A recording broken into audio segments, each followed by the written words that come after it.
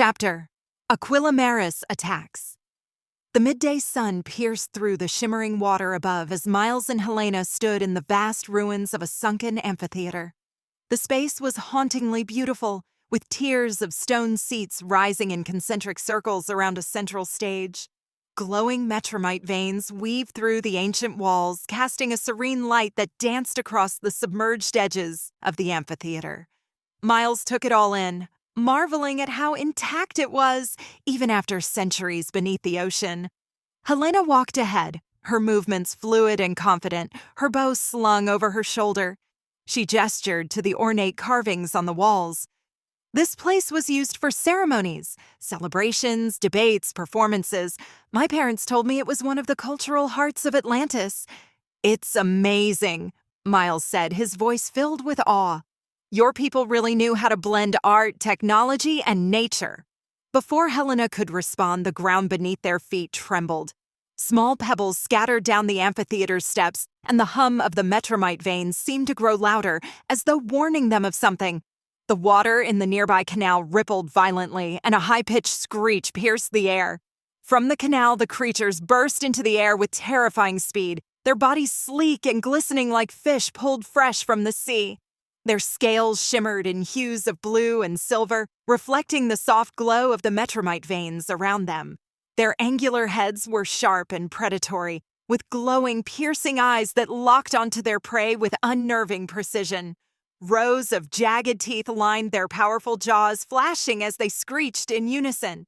As they ascended, their folded wings unfurled with a snapping motion, revealing large, semi-transparent membranes that pulsed faintly with light.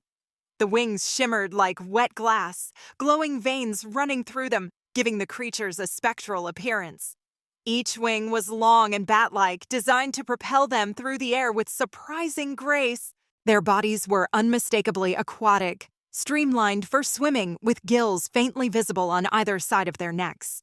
But their limbs, ending in sharp talons, gave them the advantage of land mobility. The claws were long and hooked, perfect for snatching prey or tearing into flesh. As they moved, their dual nature became clear. They weren't just sea hunters, they were masters of both water and air. "What was that?" Miles asked, his voice tense as he instinctively reached for his weapon. "Aquilamaris! They're half fish, half bird," Helena said, her voice low and focused. "Those gills let them breathe underwater, but their wings make them deadly above it too. They don't belong in one world, they belong in both." Miles could see it now. These creatures were a predator's dream. Built to dominate the ocean depths, but just as lethal above, their predatory gazes locked onto him and Helena with unnerving intent. One of them flapped its massive wings and screeched, the sound echoing through the amphitheater, its claws slicing the air as it dove low before ascending again, testing its prey. "They hunt in packs," Helena continued, her green eyes darting to each movement. "If they see food, they'll emerge from the water, and they don't leave until they've caught their prey." Miles swallowed hard, gripping his weapon. "Looks like they've spotted food. Us." "They're hunting us," Helena said, her voice calm but firm. She reached for her bow, but as she studied the speed and ferocity of the creatures, she lowered it. "This isn't a fight for the bow." She slid the bow off her shoulder and clipped it to her back, her hand moving to her utility belt. From it, she retrieved a small cylindrical device with a glowing red edge, the psychrobe. She held it up, its polished surface gleaming in the light. "Stay close to me, Miles," she commanded, her tone brooking no argument. Miles watched in awe as Helena raised the sleek metallic device, a compact cylinder powered by metromite that fit snugly in her hand. She pressed a button on its surface, and a faint red glow pulsed from within, the hum of energy building with intensity. "What is that?" he asked, his voice edged with both curiosity and unease. "Something that will keep us alive," Helena replied, her gaze locked on the circling Aquilamaris, every muscle in her body coiled with readiness. One of the creatures dove toward them, its sharp claws outstretched in a deadly arc. Helena moved like lightning, throwing the psychrobe with precise, practiced force. As it spun through the air, the cylinder's hidden mechanism activated, unleashing a razor-sharp spinning blade that extended from its core. The glowing saw whirred with deadly precision, cutting cleanly through the creature's wing. The Aquilamaris let out a piercing screech of pain, its flight faltering as it spiraled out of control and crashed hard onto the ground. The Psychrobe, guided by its internal mechanism, spun back toward Helena. Just before landing in her outstretched hand, the blade retracted into the cylinder with a seamless click, restoring its compact form.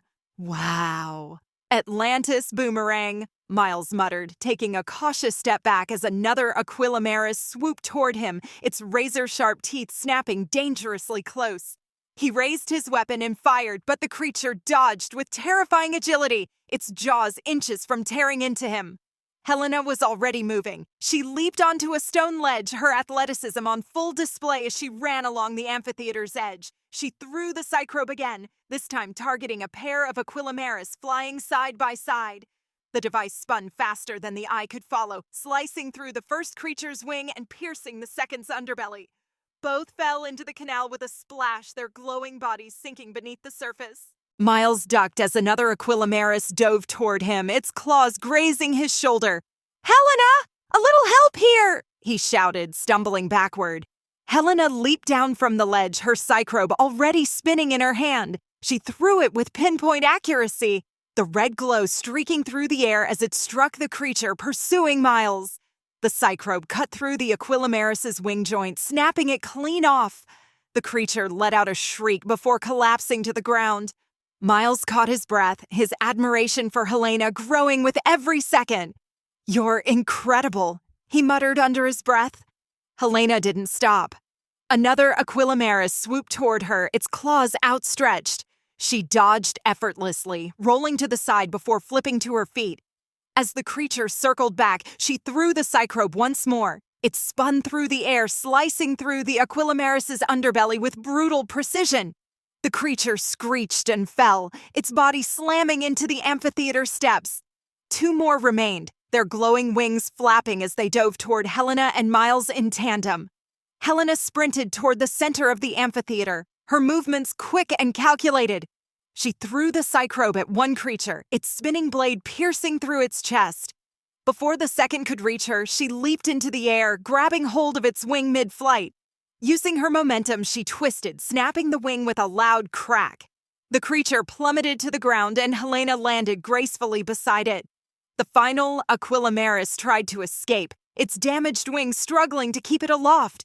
Helena caught the returning Psychrobe and hurled it one last time. The device whirled through the air, its sharp metal extending as it delivered a fatal blow to the creature's neck. It fell lifelessly into the canal, the water rippling as it sank. The amphitheater fell silent, except for the sound of Miles's heavy breathing.